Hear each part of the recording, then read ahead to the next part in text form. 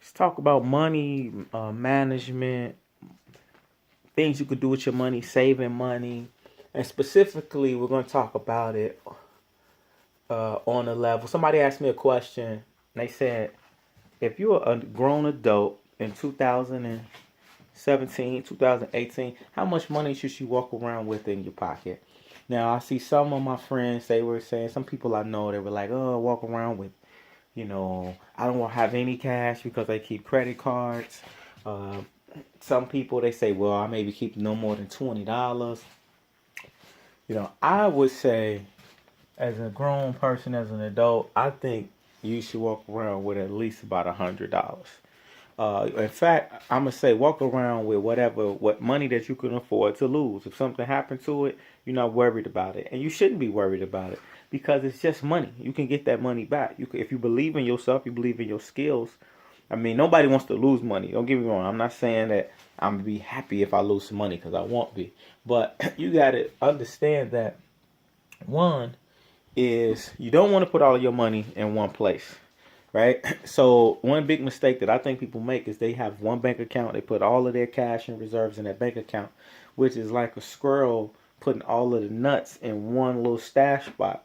All it take, you put all of your nuts in one spot, and it could take any small thing, random, that might happen, and now the squirrel's lost all his food. So, same thing. You don't put all your money in one bank account. So I would recommend, you have several different accounts. You can have accounts for different things. You maybe have an account that you use to save some money or to spend some money or some invest or stack some money.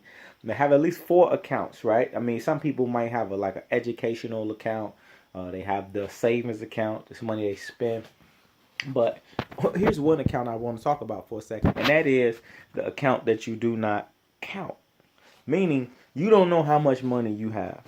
And you're probably saying, well, that doesn't make sense.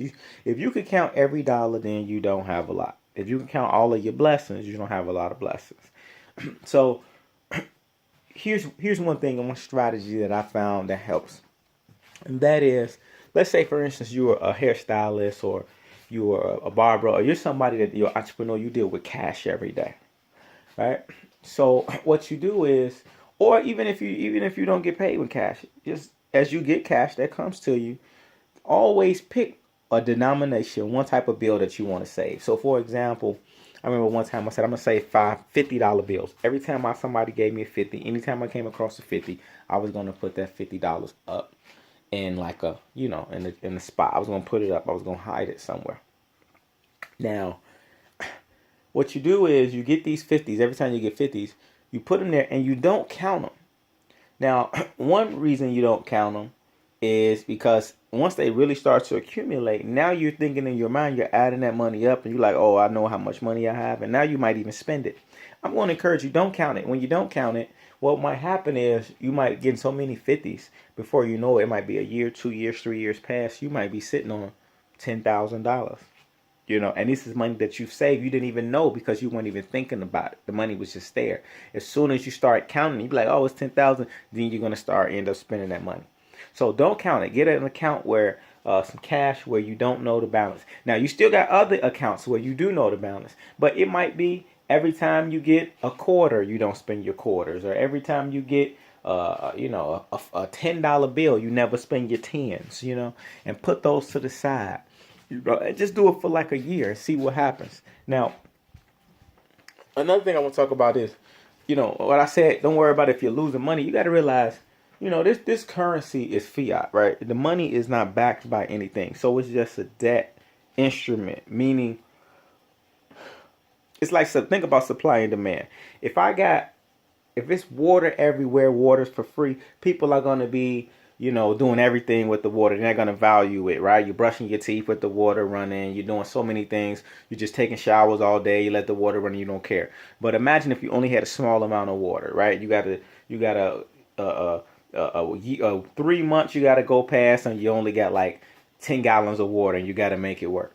Now, in that case, now your water is going to be more valuable. You're willing to pay more for it because it's in a limited amount. Same thing with cash and currency. When they print more and more money, it makes the value of that money go down. That's why when you go to the store and you might see, let's say you're about to buy something at the grocery store and you be like, man, this meat or these groceries, it was $5 last week or last year, and now it's $8. Why is it going up? It's not always that it's going up. It's that the money value of your money is going down because they're printing more and more money. Okay.